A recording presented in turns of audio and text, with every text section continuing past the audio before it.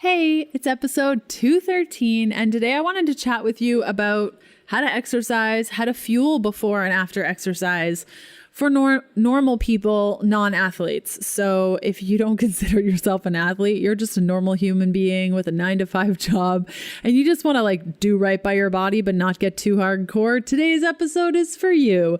If you have questions about today's content, you can go to healthfulpursuit.com/contact and ask me, then I'll answer. It's so great. You can catch up on previous podcast episodes and notes from today's show by going to Keto Diet Podcast.com. Just look for episode 213. Oh my gosh, how are we at episode 213? This blows my mind.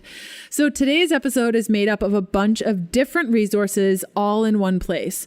The first is an interview I did with Michelle Burleson, where we chat about what workouts to do, how to time your food around them. And then the next video I did a while back on supplementation before and after workouts. Okay, so I have pulled the audio from each of these videos and put them in podcast format. It's a little bit of magic, a little bit of patience mixed up, and you're going to get it all in one place. So I wanted to chat first about the food aspect and how to fuel yourself properly, how carb ups may have a role depending on what kind of workouts you're doing. Michelle is brilliant with this and she knows best. I'm so happy she's in my life and she is such a wealth of knowledge. And then the next piece talks about supplementation. So if you want to go that route and you're feeling flat either before or after your workouts, you can use that. Okay, so before we get to that, I also need to tell you about my newest podcast coming out very, very soon. It's called Love Rebel. You can search for it on your favorite podcast player. New episodes are coming out in 2020, but there's a little episode waiting for you there right now, so you can subscribe, listen to it. I cannot wait. Love Rebel, my intention behind this show is to just share more of myself in a non-keto way. Lots of crystals, probably going to talk about lots of sex, healing, meditation, how to see love in everyday experiences, how to shift not only your mindset, but your heart set, and how to always get into your heart to see that love, because love is everywhere. And I'm hoping that we can heal together. Okay, so again, it's Love Rebel, and let's do this thing. Hey, I'm Leanne Vogel, and you're listening to the Keto Diet Podcast. I've put together a free 21-page guide on achieving weight loss on your keto diet if nothing is working. Grab your free guide at ketoforwomen.com to get the steps you need to overcome the hurdles standing in your way. Thanks so much for listening, and let's get started with the show.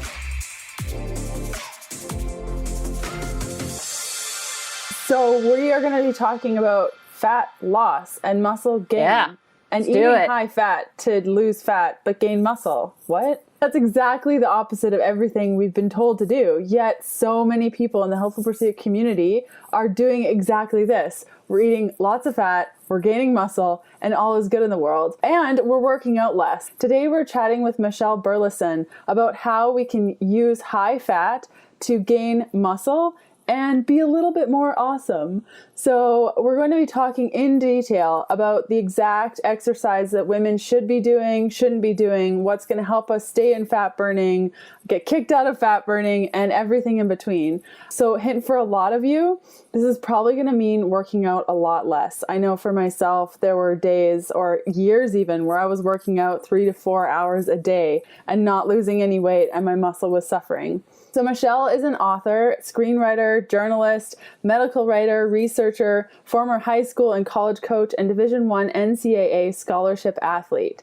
While attending George Mason University, Michelle was nominated by her teammates as co-captain. This lady has done so much, and she's interested in surfing. She's a wellness coach, an ocean advocate. Michelle splits her time between Los Angeles, Santa Cruz, California, and she's passionate about women's metabolic issues, nutrition, athletic performance, and its specific impact on female biochemistry. And we were just saying before the call that Michelle was really the rocket fuel behind no-fail fat burning for women. So she is the lady to talk to all about fat burning, women, muscle gains, losses, and everything in between. Thanks so much for coming on the show today, Michelle. Oh my God, thank you for having me. You just boosted my self-esteem. Yeah, right? Just 20 fat. I'm going to drop the mic and leave. Yeah, and done. I'm out. I'm out. I'm out. That's good. Yeah, that was a mouthful. Wow. You've been up to a lot of stuff. Up to crazy. That's why I have no life. It's been a long time coming. I read the No Fail Fat Burning for Women. I think I recommend your guys' book, like in every video I ever make. I'm like, so you've seen this, now you need their book, because it's such a great, even for people that are interested, like in the bulletproof type way of eating, it's so customized to women that, because there's not a lot of resources out there for women that are trying to do this. It's so male focused, and it makes it so difficult to know, like, because we're way different and we're going to respond. Like, I see that with my husband. It's completely different. Yeah. Can you tell us a little bit about how, for the Healthful Pursuit community, a lot of us know that, more of a ketogenic or high fat eating style is going to help us lose fat. For people that don't know what that is, can you explain kind of the overarching understanding of eat fat to lose fat first off? Well, the 30,000 foot view is when we eat healthy fats, your body wants to use it right away, especially like your medium chain triglycerides. That's why we're so coconut oil, MCT oil,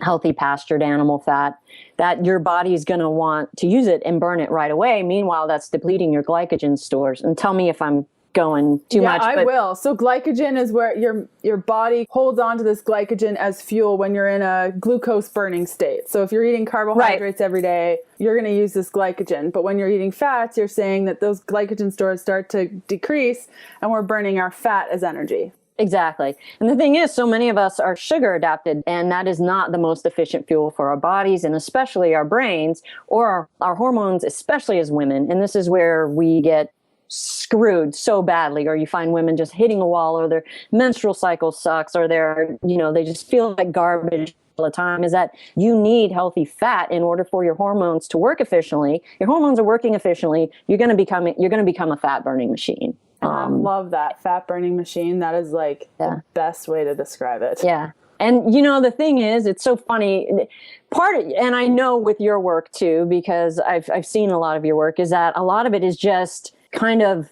uneducating people about the whole fat phobia, just rolling that back. And that takes a lot of time. And then getting them to feel okay with eating that much fat, not feeling like they're going to have a heart attack or become fat or whatever. When we become very, sugar dependent for energy, that's not going to get used very efficiently. And then it gets stored. And then how does it get stored? As fat. Yeah. It gets stored in all the places your bikini won't cover. That's a good way. So what you're saying is that by eating more fat, we're allowing our bodies to switch into fat burning mode because we're not using the glucose. So the glycogen stores are lowered. We're burning fat as energy, and that helps us lose the fat. Well, just like you were saying, your glycogen depletes as your body's burning fat, but the key part of this is you don't keep replenishing that glycogen. Right. We're not. And so your body just gets more and more used to. And that's why, we do the glycogen depletion. We do the carb depletion, is that we burn it out. You see that huge drop in water weight, which needs to happen, because for every gram of glycogen, there's 3 grams of water. So you're just 3 to 4. Yeah. You're holding on to a lot of water there. I mean, you're a tick at that point. You're just like this swollen tick. So when you start that fat burning and you start consuming all that fat, you're depleting glycogen. You're just releasing all that water, which is fantastic.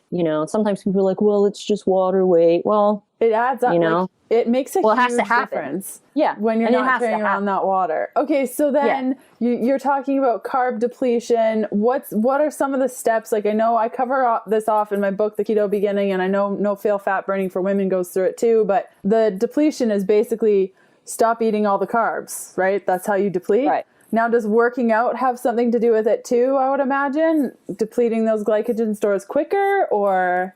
Absolutely. Yeah. Just, the high intensity training, of course, or if you're heavy lifting. I mean, there's a lot of different ways you can do it. Sometimes I recommend it really depends on the person, honestly. And that's why a lot of times people were like, well, it says to do this exactly this way in the book. And the thing is that that's a protocol and that's a great foundation, but you can't slap something onto a whole gender community and expect it to work across the board. There, I think you can do a high intensity interval training. You can do heavy resistance. You can also go for really long, slow walks, but I don't recommend going in the middle where we're on a treadmill for hours and hours and hours a day, muscle wasting, and then raising our cortisol. And therefore you're just holding on to fat, or you're becoming skinny fat. You're saying high intensity interval training or weights, like lifting heavy weights. Oh, I'm sorry, go ahead. Would CrossFit kind of fit in there too? Is that kind of... Oh man, you're pushing.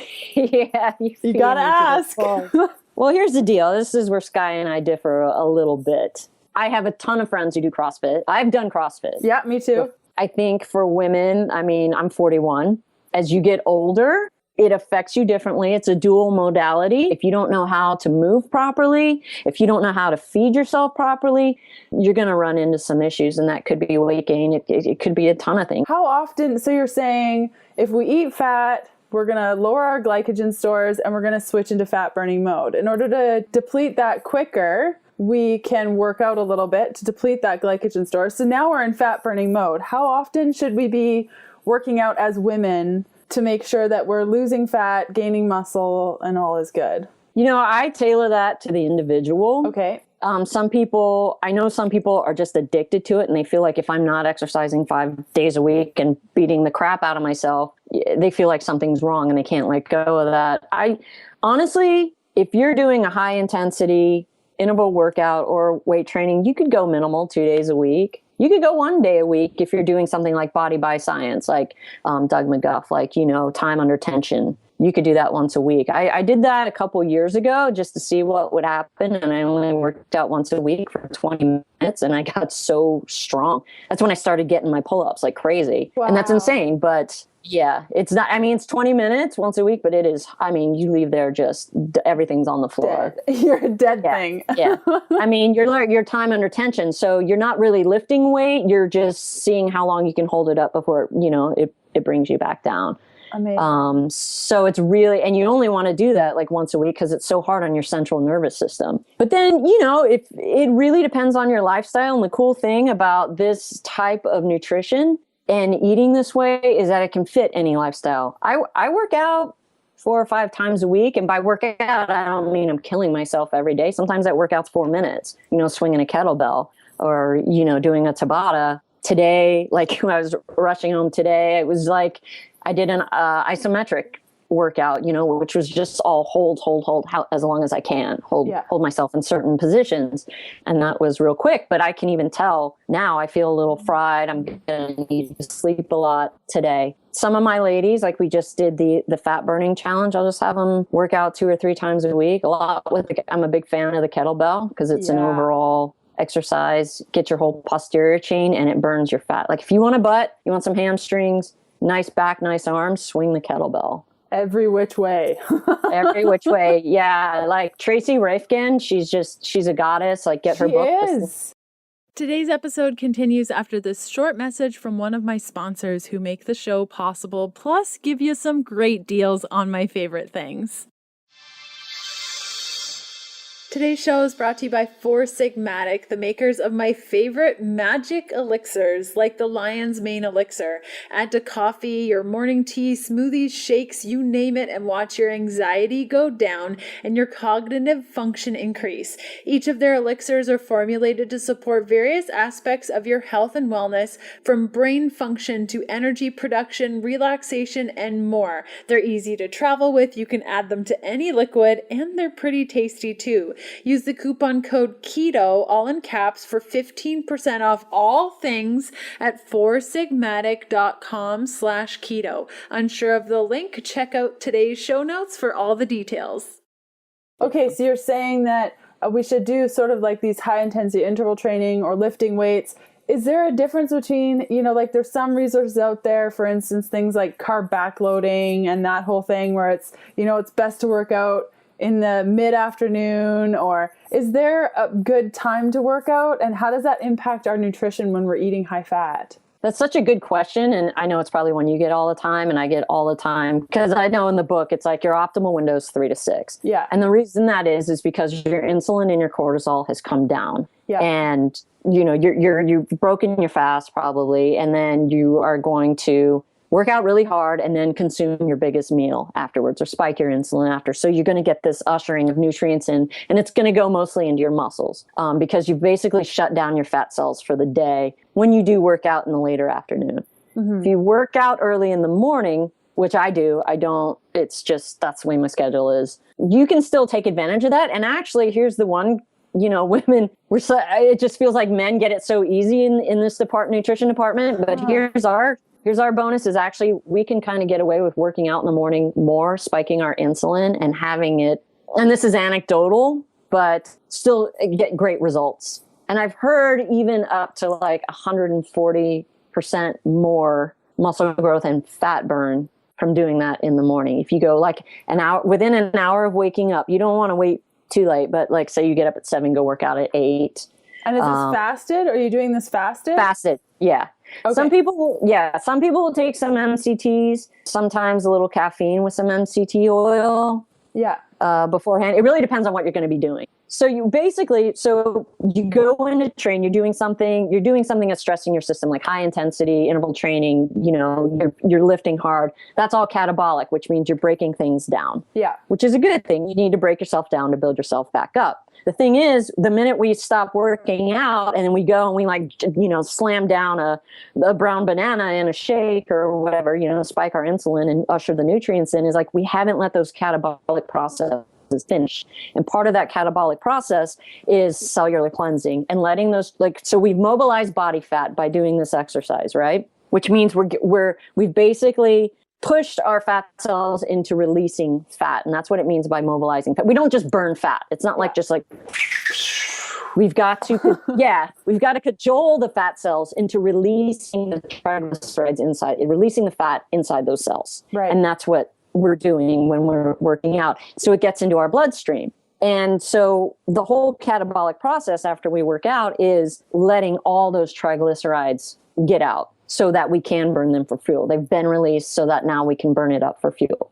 Right. If we just jam a shake down, we become anabolic, which means we've started the growth process, the recovery process too fast. Right, but then the fat's all like, but what about, we want to be used for fuel, and it totally right, exactly. Right. Okay, yeah. So what you're saying is all this protein. What you're saying is that, so if you work out in the morning, I can wake up and within an hour I'm doing my workout, and then I wait about 45 minutes, and then I have insulin spiking carbohydrates. So you mentioned brown bananas, maybe sweet potato, I feel like white rice. In your shake, here's what I would do. I do it kind of like in the book. Like I have never actually had like sweet potato or rice after working out in the morning. I actually use Carb Shock, or I will do the brown banana, or you can do grapes in the shake, get it in there, and then just go back to your regular intermittent fasting with your fat coffee or fat tea or whatever. A couple hours later, like when you get hungry, have your fat coffee, and then go throughout your day eating low carb, high fat. Or do you, because there's some resources out there that say, and then do another carb up at night because it's nighttime and you worked out that morning. Would you say that or no? I wouldn't say that for women, no, unless you're carrying a ton of lean mass. No, you're going to get fat. Yeah. Hey, bottom line. She says it like the truth, there's no sugarcoating here. If you're working out in the afternoon, what you're saying is it really wouldn't matter what time you worked out. It's just have that insulin spiking carb after, and then just go back to eating low carb, high fat, no matter what time you end up working out. Is that fair to say? Yeah, I mean, if you're going to work out and it really depends on what kind of workout you do, because I tend to eat safe starches almost every day now. Oh, okay, interesting. Because I just need it. And I find like I actually lean out more that way, but I'm also in a cycle right now where I'm lifting super, super heavy and I'm doing things that are really hard on my central nervous system. Yeah. And if I don't, I can feel it. I can feel like my period sucks. I'm in a crappy mood. I can't sleep. And I've heard you talk about that too. Like you just, you got to find that way with carbs. But yeah, I don't recommend eating carbs twice a day. And, if you're going to work out in the evening, have just your biggest meal at night afterwards. So honestly, like if you work out in the morning, do it, have your shake 45 minutes to an hour later, do your fat coffee after, or sometimes like if I have I just throw my coffee in the shake. Yeah. Yeah. And then keep going. Like I'll break my fast sometimes around 2 or 3. Sometimes I'm just so full. I forget I'm not hungry. That's the I forget best, to eat. Hey? Oh, yeah. Love it. Yeah. And then, if you're going to work out in the afternoon, just keep fasting all day, have your, your veggies and your protein and fat, and then have your biggest meal at night. And for people that, I know that many people in my community get quite concerned with their macros and stuff like that. Yeah. So let's chat about macros. I can tell you're super happy about it. I've gotten away from tracking my macros because you just get so overwhelmed with it all. And I guess for myself, and correct me if I'm wrong, but I just set the intention to eat low carb, high fat. And I know what my low carb veggies are. I know what my proteins are. Now, do you just subscribe to that sort of approach to this way of eating? It's funny. I don't personally, unless I'm doing some sort of trick on myself. Yeah. Or I'm trying a new hack or something. When I have, like when we did the 2-month kick fat in the ass challenge with these it ended up being 3 ladies. There are certain things we would do. And I had them start off because they were coming from, this whole thing being new, the high fat thing being new and getting over the fat phobia. And it's, getting our heads right. I did have them start off with certain macros so that they will now be able to eyeball it. You can go on vacation. You can know what it feels like. Yeah. Okay. Yeah. Yeah. And I feel like when I work with competitive athletes, like figure competitors, if you really want to push the needle, you need to look at your macros. Like if this tiny bit of percentage is going to make you striated or make you come in soft or come in hard, you do need to really dial that down. If you want to be healthy and look good and be fit, just like you said, know what it is. Yeah. And really, set the intention and check in with your body. Know what this feels like. Know that when you eat this, you feel like crap and you blow up. It also depends on your time of the month. Yeah, it's so true. Now, with protein too, I know that in the ketogenic or high fat eating style, there's a little bit of, not a phobia around protein, but a little bit of a fear around protein converting to sugar, and then you're spiking your insulin, blah, blah, blah. Like, do you feel like protein needs to be watched quite a bit when you're eating high fat, or? I do find sometimes that when people try this out for the first time, they're kind of going it alone and they're like, well, the scale didn't budge. Besides, that's a whole nother podcast about the scale. But I'll find their protein is really, really high because I think there's a misconception that because something is high fat, or low carb, that it's high protein too, which, it's really hard to pound down a lot of protein. Today's episode continues after this short message from one of my sponsors who make the show possible, plus give you some great deals on my favorite things. CBD oil. I'm sure you've heard of it, and maybe you've been a bit overwhelmed by the options and concerned it'll get you high. My family has been supplementing with CBD oil for the last 2 years, and I'm impressed with the results. And no, we don't get high on this stuff, and neither will you. So why do we use CBD oil? Well, it's a powerful anti-inflammatory, reducing joint issues, inflammatory acne, and gut distress. Eaton Hemp makes the highest possible quality CBD oil, are transparent in their production processes, and are one of the first USDA certified organic and blockchained CBD products, ensuring all you're getting in your oil is CBD, not pesticides. Eaton Hemp uses hemp seed oil as a carrier for the CBD, which ensures higher potency, effectiveness, terpenes, and cannabinoids, all good things. Here is your special podcast-only offer. Head over to healthfulpursuit.com/CBD. Use the coupon code Keto Diet for 20% off all Eaton Hemp CBD products. If you're unsure of the link, check out today's show notes. You mentioned that insulin spiking carbs, having your banana or your grapes. What if people are like insulin resistant? Or I know that I have some clients that suffer from major binge cycles. If any type of sugar touches their lips, they just go crazy for days. And so there's been some conversation around, okay, well, do we need to carb up? What if we just shocked our bodies by eating more that day instead? Could that, like the calories... Eating more what? Just more high fat, low carb. So it would be, you work out and then that day you just have like more in the day. Like maybe you have like an extra snack, or, you know, for people that just can't do the sugar like they can't do the banana, they can't do the grapes. Even the thought of having like safe carbs at dinner will like screw up everything. Do you think that's mental or physical? I think 80% of it is mental, but I know that some of my insulin resistant clients, it's like the minute they have even carrots, they're like they just go nuts. Like their body just shuts down. I have one client that eats a carrot and she falls asleep. She's that sensitive to carbohydrates. So if you're wanting to build up that muscle, because we need, what you're saying is that we need that spiking insulin to generate that muscle. But if we can't do that, is there a way around it at all? Well, we need that spiking insulin to reset our leptin. Yeah. And I find that if someone's insulin resistant and they've got some sort of metabolic syndrome, then they're also leptin resistant. And so I think the first thing I would do with someone like that, and it's talked about in the book, but I think people misuse it. But if you're that leptin resistant and that normally shows up with that major sugar problem that you talk about, is don't start off intermittent fasting. Just start off eating, just clean up your diet, just clean it up. Yeah. And of course, keep it lower carb and high fat, moderate protein, but get your leptin like talking to your brain correctly. And it's going to, and the thing is, your leptin's talking trash to your brain about sugar if you're leptin resistant, and it's telling lies. Yeah. It's like that. We need sugar. We need sugar.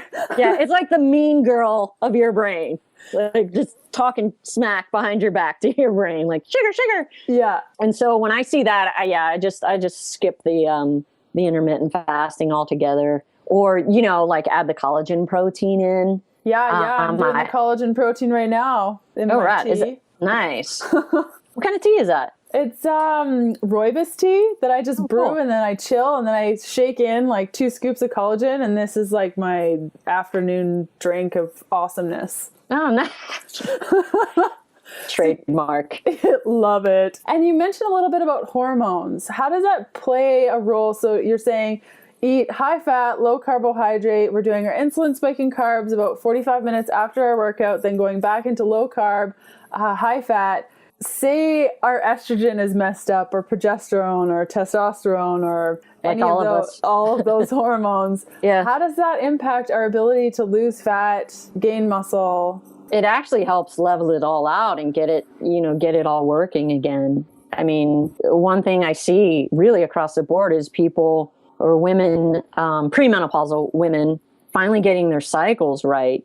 I think where it goes wrong, I think for a lot of women on ketogenic diets, is they're just like, we're low carb all the time. And you see these great results in the beginning, and then you just hit a wall. Yeah. You know, or they start feeling awful, or they lose their period, or it's just this horrific thing. And it's because their hormones, again, are just getting out of whack. Because we're pushing ourselves too hard, you're saying, in a way. If you're just too low carb for too long, can cause that. Yeah. I mean, for some, you know, that's, again, there might be some people out there that can totally rock the party. You know, it really depends. Of course, men can get away with like super, super low carb for a really long time. Oh, that's like my husband. It's ridiculous. Like he does low carb for 7 days and he loses all this weight and his muscles are protruding everywhere. And I'm like, and then like, it's ridiculous.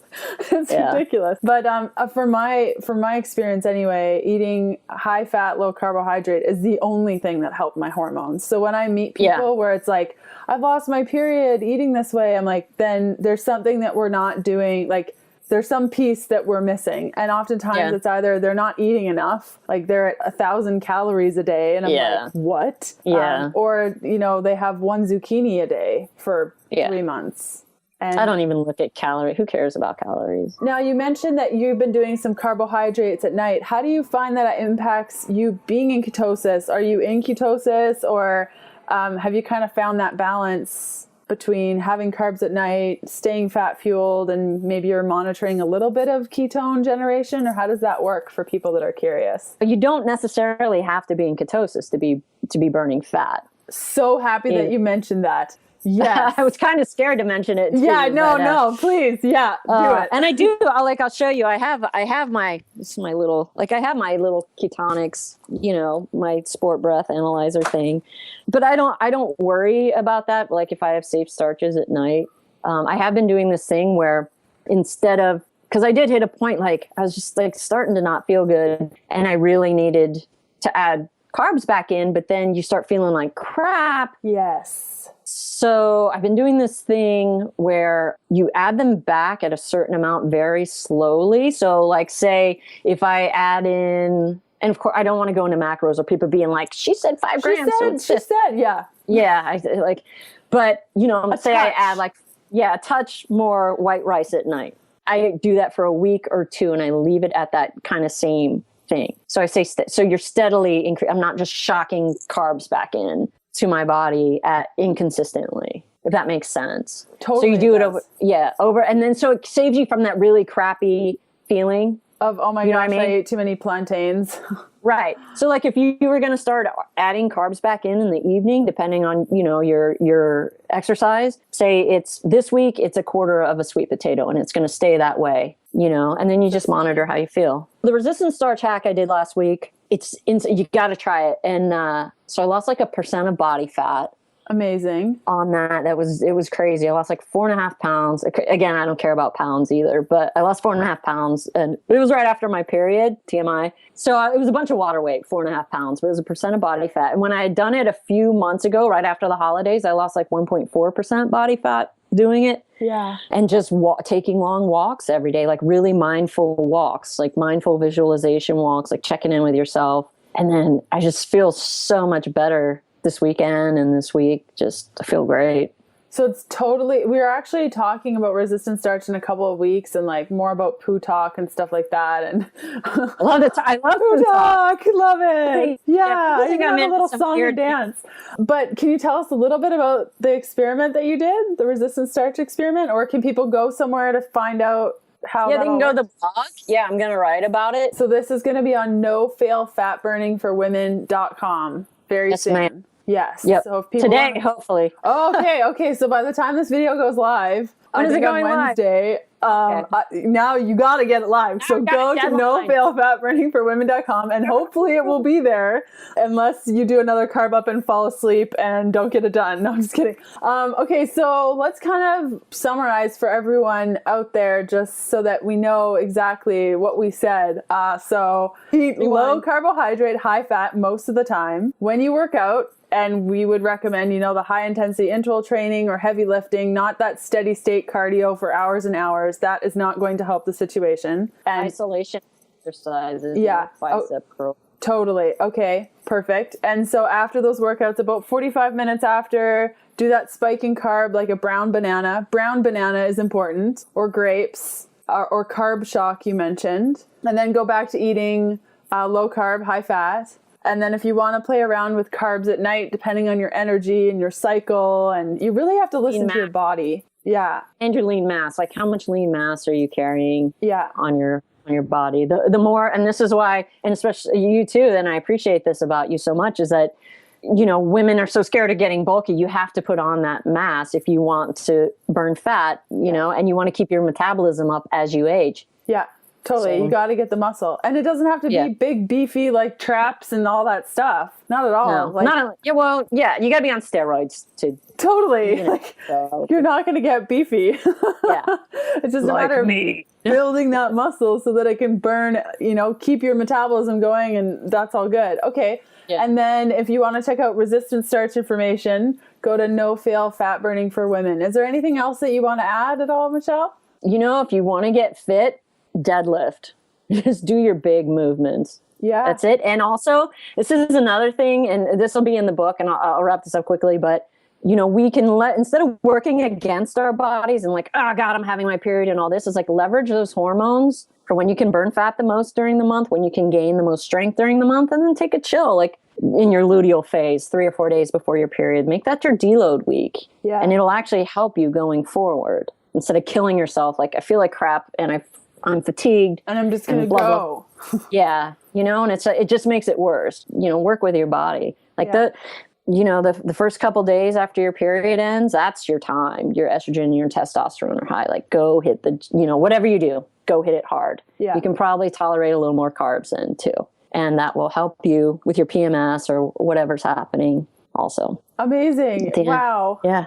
Thank you so much for coming on our show. And I'm sure we could chat forever and ever. But for people that want to check out Michelle's site, again, it's nofailfatburningforwomen.com. Thanks so much. Thank you, Leanne. Aloha. Bye. Bye. I hope you're really enjoying today's episode. I'd love to see where you're listening from. Snap a pic and tag me at Healthful Pursuit or leave a review for the show on your favorite podcast player. It helps me out tremendously. Okay, back to the good stuff. Hey guys, today we are chatting about fueling your workouts properly on a ketogenic diet, how to boost muscle, boost energy, and really get into the zone of using your ketogenic diet to improve your workouts with a couple of simple steps that make all the difference. So, knowing when you should fuel, how you should fuel, what you should fuel with when you switch over to a ketogenic diet and you love working out is really challenging. And I think a lot of people struggle in this because when we worked out before, we just use carbs all the time. Before your workout, carbs. During your workout, carbs. After your workout, definitely carbs. So when you move over to keto eating, it's like, okay, but like, I can't just eat fat, can I? In fact, no, there are actually a couple of things that you can do in your pre-workout and post-workout that'll make all the difference. And these are the keys that I've developed from 2014 when I started the ketogenic diet to now, and really discovering how my body responds to different nutrients and different practices. And many of the women in our Healthful Pursuit community have had success with this as well. So let's start with pre-workout. So think of pre-workout as sort of a 3-pillar approach. So first you have beta hydroxybutyrate, which is a ketone body. So you want lots of those. You also want a bunch of MCTs, or medium chain triglycerides. And then you want specific amino acids. And a mistake that I made for a really long time was just like, whatever, branched chain amino acids, put them in my water, good to go. But there's actually specific ones you want to look for. Those are leucine, isoleucine, and valine. If you have those three, you're winning, especially in your pre-workout. The combination of these three things, your BHB, your MCT, and those specific amino acids, is that it's going to help you with muscle protein synthesis. You are also going to have better cellular glucose uptake and better endurance. So if you're new to the ketogenic diet, endurance is a big one because it can take your body a little while to get into the groove of ketone-fueled workouts. And so if you're looking for that bump in your endurance, these three things are going to be really, really important to you. And especially if you've never engaged in an active lifestyle, and because you're keto, now you have more general energy, and you go to the gym and you find your endurance just sucks, it's probably because you haven't worked out in this way. And so a boost of endurance is never a bad thing. Also, a lot of people think amino acids, no big deal, but actually these specific amino acids boost your ketones so that you can use those ketones for energy. It'll also boost your mental clarity. So if you are participating in any activity where you need to use your brain, which is most activities, it'll help with that. It also helps with strength and endurance. So with this specific combination, you can do more reps, you can sustain your energy, and it's good all around. And you might also be a lot more motivated to go to the gym because you're not like, oh gosh, I don't want to do this, I'm so tired. You've had your combination, you're ready to go, and you crush it at the gym. And we're going to chat about how to put all this together in a way that makes sense. You're not like buying a bunch of products and spending a bunch of money. But first, let's talk about the post-workout. If you haven't heard of collagen yet, I'm going to link up here and also down below on the video that I did about collagen. Collagen is probably one of the best post-workouts. People don't react to collagen like they do, say, whey protein because there's no dairy in it. And also whey protein will have the whey and it will help you gain. But for a lot of women, it can actually spark more gaining overall. And it can influence your insulin. If you're insulin resistant, I wouldn't recommend a whey protein. So collagen plays a huge role in the regeneration of muscles and joints, connective tissues, and ligaments more so than any other protein powder. So with post-workout, it doesn't have to be this whole like, oh my gosh, I need shakes and I need to add this powder and all these things. Just have some collagen. If it's bone broth, cool. If it's collagen powder, cool. So now we know that we need a good pre-workout, we need a good post-workout. How are we going to put all this together and not have 5 billion different products in our pantry? Okay, are you ready? So the first one I recommend is this Perfect Keto pre-workout mix. It has all of the things in it that I just said. And for the post-workout, I love Perfect Keto unflavored keto collagen. Now, the reason I like unflavored is because there are other flavors, chocolate and vanilla have stevia in it, and I like to have fun with my sweeteners and usually don't put any, so I recommend the unflavored. But if you like getting a little funky with your flavors, there's chocolate and vanilla too. So that's definitely available to you to use, and that has a combination of everything I just chatted about. Let's get to the frequently asked questions portion of fueling with fat and using it for your active lifestyle. So let's get to these questions. Yes, you should definitely either continue working out when you start keto or start more of an active lifestyle as you start keto. Now, your performance will dip down before it recovers, and that's just because your body's a little bit confused about what fuel it's using. But the best way to push your body into ketosis is to continue moving your body, because when you move your body, your glycogen stores go down and your body better slides into ketosis faster. Yeah, there's definitely going to be a drop in your performance after going keto. A couple of things you can do to help it is make sure that you're eating enough electrolyte-rich foods. Those are going to be like your greens and avocado, dark chocolate. You can also supplement with bone broth. Make sure that you're having some sort of MCT oil or MCT oil powder. That's why I recommend the keto collagen, because it has the MCT oil powder and it has the collagen in it, so it's a double whammy. And just keep working out. Just keep going.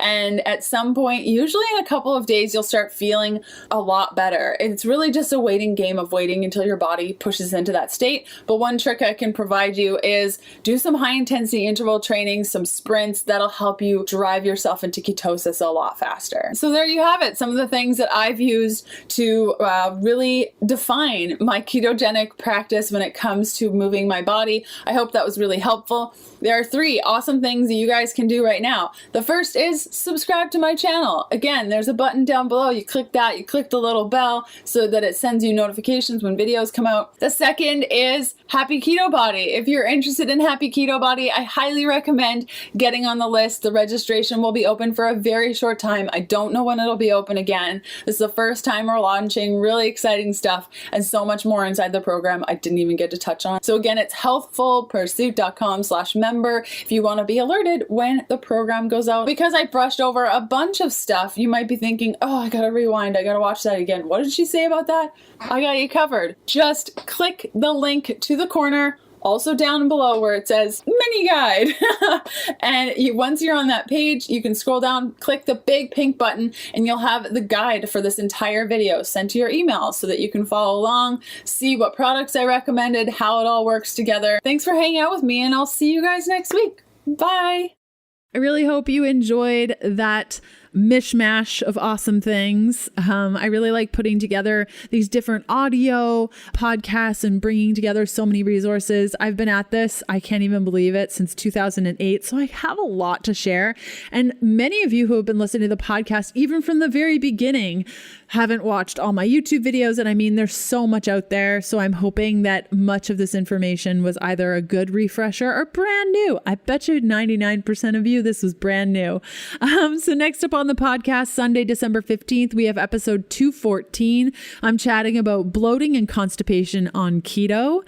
And Wednesday, December 18th, episode 215, Lisa Davis is taking over the show to chat about your sexual health on keto.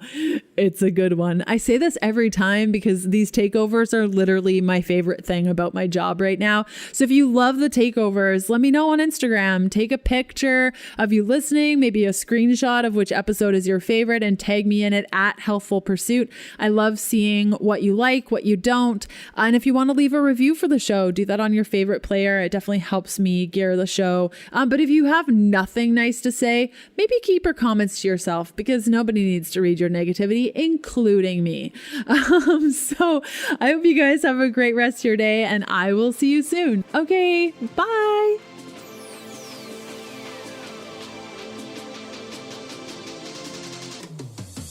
Thanks for listening to the Keto Diet Podcast. Join us again in a couple of days to discover more Keto for Women secrets for your fat-fueled life. The Keto Diet Podcast, including show notes and links, provides information in respect to healthy living, nutrition, and diet, and is intended for informational purposes only. The information provided is not a substitute for medical advice, diagnosis, or treatment, nor should it be construed as such. We cannot guarantee that the information provided on the Keto Diet Podcast reflects the most up-to-date medical research. Information is provided without any representations or warranties of any kind. Please consult a qualified physician for medical advice and always seek the advice of a qualified healthcare provider with any questions you may have regarding your health and nutrition program.